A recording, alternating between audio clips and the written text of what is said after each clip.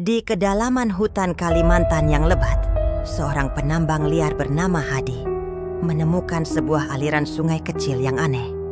Air sungai itu berwarna merah pekat seperti darah segar yang mengalir.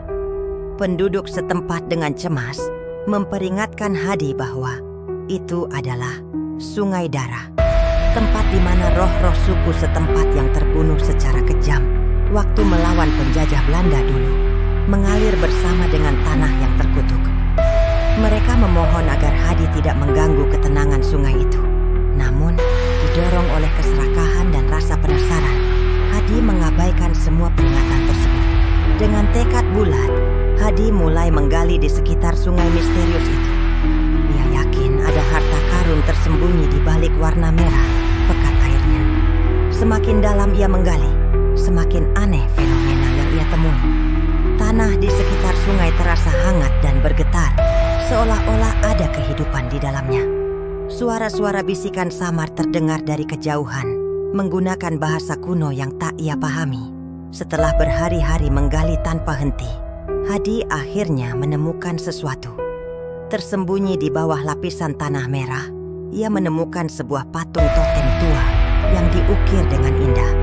Patung itu menggambarkan sosok-sosok mengerikan dengan mata melotot dan taring tajam.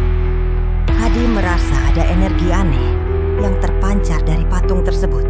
Namun ia tetap membawanya ke permukaan, mengabaikan firasat buruk yang menghantuinya. Sejak malam ditemukannya patung totem itu, kejadian-kejadian aneh mulai menimpa Hadi dan para pekerjanya.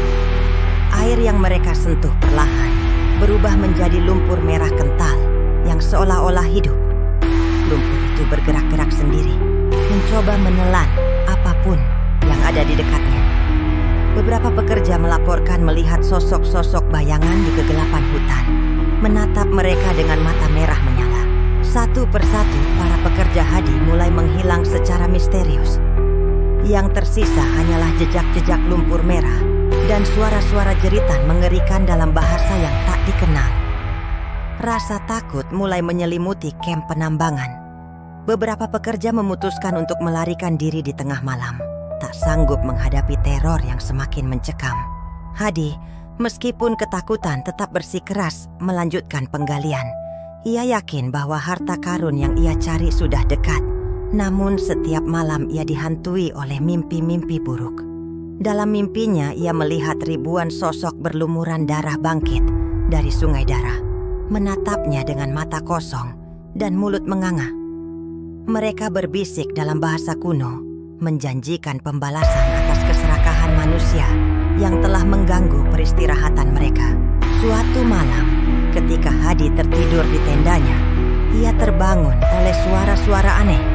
Dengan ngeri ia menyadari bahwa tubuhnya telah terkubur setengah badan di dalam tanah. Lumpur merah kental perlahan-lahan menariknya ke bawah. Hadi berteriak minta tolong, namun tak ada seorang pun yang datang menolongnya. Dalam keputusasaannya, Hadi melihat sosok yang membuat darahnya membeku. Di tepi sungai darah, berdiri versi dirinya sendiri yang sudah mati. Sosok itu menatapnya dengan mata kosong, tubuhnya berlumuran lumpur merah. Perlahan tapi pasti, sosok itu berjalan mendekati Hadi yang masih terjebak. Dengan suara parau yang tak seperti suaranya sendiri, sosok itu berbisik, "Kau telah mengganggu ketenangan kami. Sekarang kau akan menjadi bagian dari kami selamanya." Hadi hanya bisa menatap dengan mata terbelalak saat sosok dirinya yang sudah mati itu mengulurkan tangan, menariknya masuk ke dalam sungai darah.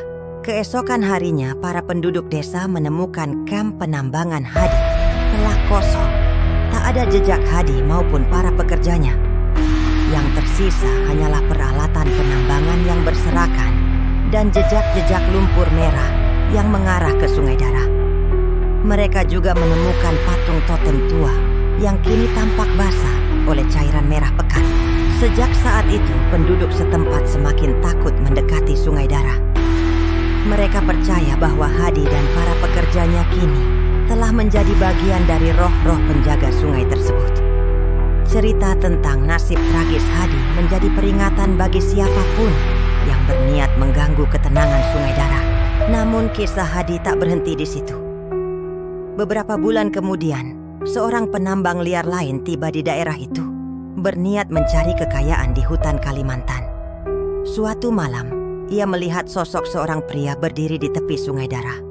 Pria itu mengenakan pakaian penambang yang compang-camping. Tubuhnya berlumuran lumpur merah. Penambang baru itu hendak menyapa, namun ia terkejut saat pria misterius itu berbalik. Wajahnya pucat pasi, matanya kosong tanpa jiwa. Dengan suara serak yang mengerikan, sosok itu berkata, "Pergilah dari sini, jangan ganggu ketenangan kami." Seketika itu juga, sosok tersebut menghilang, melebur menjadi lumpur merah yang mengalir kembali ke Sungai Darah.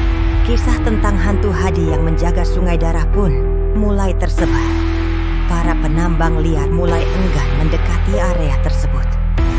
Mereka takut akan nasib yang menimpa Hadi, terjebak selamanya sebagai roh penjaga, menghabiskan keabadian untuk melindungi sungai yang pernah ia rusak karena keserakahannya. Sungai Darah kini menjadi simbol peringatan bagi mereka yang berniat mengeksploitasi alam secara berlebihan. Penduduk setempat percaya bahwa roh-roh suku setempat bersama dengan Hadi dan para pekerjanya akan selalu menjaga keseimbangan alam di hutan Kalimantan. Mereka yang berani mengganggu ketenangan sungai itu akan berhadapan dengan kemarahan para roh penjaga. Bertahun-tahun berlalu, namun cerita tentang Sungai Darah dan nasib tragis Hadi tetap hidup dalam ingatan masyarakat. Hutan di sekitar sungai itu kini dibiarkan tumbuh liar, tak terjamah oleh tangan-tangan serakah manusia. Sesekali, para penduduk desa yang lewat di dekat sungai itu mengaku mendengar bisikan-bisikan dalam bahasa kuno atau melihat bayangan sosok-sosok berlumuran lumpur merah di antara pepohonan. Sungai Darah menjadi pengingat abadi akan konsekuensi dari keserakahan manusia dan pentingnya menjaga keseimbangan alam. Ia berdiri sebagai batas antara dunia manusia dan alam gaib, sebuah tempat di mana karma bekerja dengan cara yang paling mengerikan. Bagi mereka yang cukup bijak untuk mendengarkan, kisah Hadi dan Sungai Darah mengajarkan pelajaran berharga tentang menghormati alam dan menjaga warisan leluhur. Dan begitulah, di kedalaman hutan Kalimantan, Sungai Darah terus mengalir, membawa dalam arusnya kisah-kisah tentang keserakahan, penyesalan, dan pembalasan.